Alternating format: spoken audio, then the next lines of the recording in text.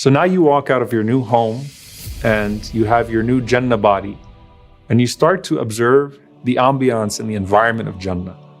And the first thing you might wonder is, what is that smell? You see, scientifically, smell has the power to evoke even more than what we see and what we taste. It's the most overwhelming of our senses that Allah subhanahu wa ta'ala has given to us. So think about, what is it like to breathe the air of Jannah? And that's why the fragrance of Jannah is spoken about so much in the Quran and Sunnah, because smell actually has the power to do two things. It evokes both memory of the past and excitement about the future.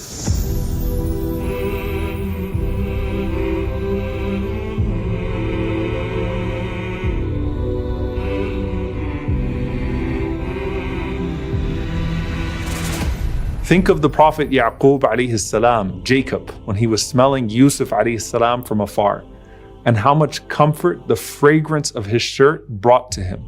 Life had no taste to Yaqub without the smell of Yusuf alayhi salam.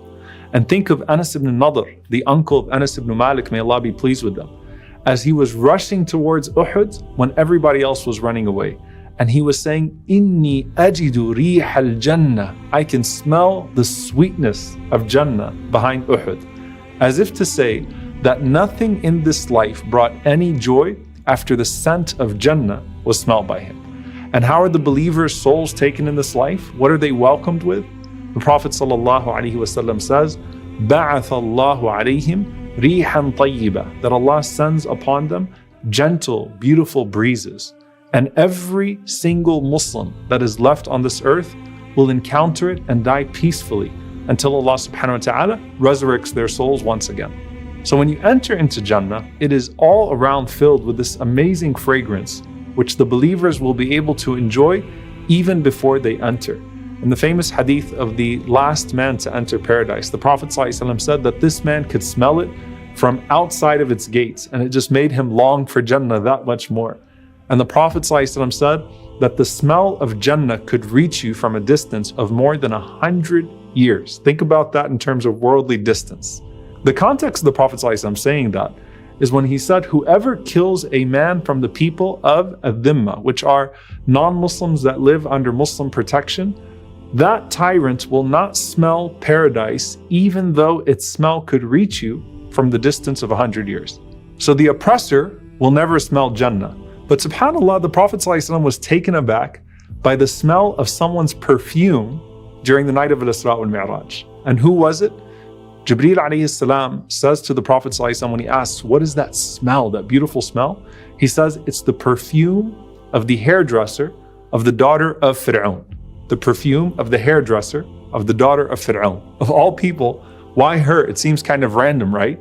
But this was a young woman who was combing the hair of the daughter of Fir'aun. And when she dropped it, she said, Bismillah, in the name of Allah. And just for that, Fir'aun throws her and her babies into the bottom of a burning ditch, only to have the Prophet ﷺ ask Jibreel ﷺ about her amazing fragrance in the highest heaven. So while the perfume of the oppressed is overwhelming, the oppressors like Fir'aun will never even smell Jannah. And there's a powerful connection there. So when do you notice the smell? Now, every footstep in Jannah provokes a new smell of musk. So as you walk out of your door, you smell it here, you smell it there. The Prophet ﷺ said the burps of the people in Jannah are musk. And the Prophet ﷺ said that the incense burners of the people of paradise will be aloe wood, and that's going to be burned perpetually and continue to increase the good smell of paradise. As for the temperature, it is always pleasant and perfect. The rainfall is never stormy, and it's only there to serenade the people of paradise.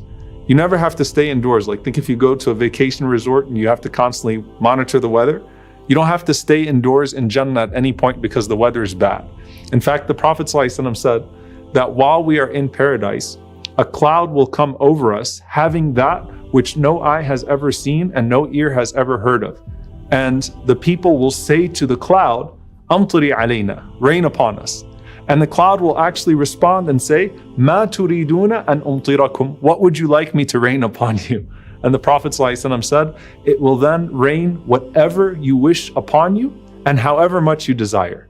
Then Allah subhanahu wa ta'ala will send a harmless wind, and it will spread heaps of musk on their right and on their left. And then it will come on their faces and their hair and their garments. And it will please them in ways that they continue to increase in beauty. Now, is this in the daytime or the nighttime? Is there even a sun and a moon in Jannah? And Imam al-Qurtubi said, the scholar said, there is no night and day in paradise. Rather, they will be in everlasting eternal light. And the only way they know that nighttime has come is because the curtains or the screens will be put up and the doors will be closed, and they will know when daytime comes because the curtains and the screens will be taken down and the doors will be opened. It's also narrated that the people of Jannah will wear one gown in the morning and another in the evening. So you have nighttime and daytime colors, but it's all the same in Jannah. لا يرون فيها شمسا, and no sun is ever seen. Now, Imam al-Sammak, rahimahullah, he said that I met Abdullah ibn Abbas radiallahu anhuma in Medina, and that was after he became blind. So it was when he was very old. And I said to him, what is the ground of paradise like?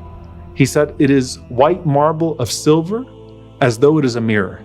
And he said, I asked him, and what is the light of paradise? And Ibn Abbas radiallahu anhuma said, have you ever seen the light right before sunrise? Its light will be like that, but there's no sun and there's no cold. Now, where's that light coming from in Jannah?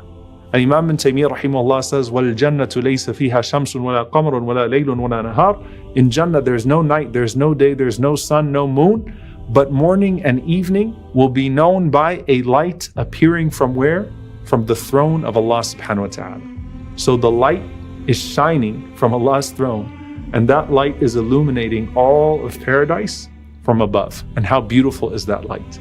So if the lights stay on, when do we get to sleep in Jannah? Because I'm sure Jannah is sleep for some people. And the question is, why would you want to sleep in Jannah?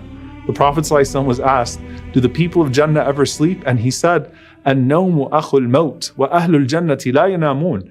That sleep is the brother of death, and the people of Jannah do not die.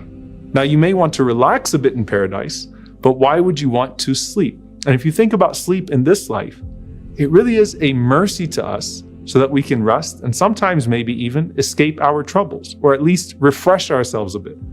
But what is there to escape from in Jannah? And what do you need to refresh from? Your body, your mind, and your soul are perpetually refreshed. Now, another element of this is that in this life, you fought your sleep and you fought the comfort of your bed, seeking the reward from Allah subhanahu wa ta'ala and the coolness of Jannah. And when you think about in this life, when you finish a long day of work, your body is too exhausted to enjoy the fruits of your labor. But once you get to Jannah, Allah subhanahu wa ta'ala is not just giving you the reward, but He's giving you the capacity to enjoy it in a way that you never could have in this life. يا أيتها النفس المطمئنة ارجعي إلى ربك راضية مرضية فادخلي في عبادي وادخلي جنتي.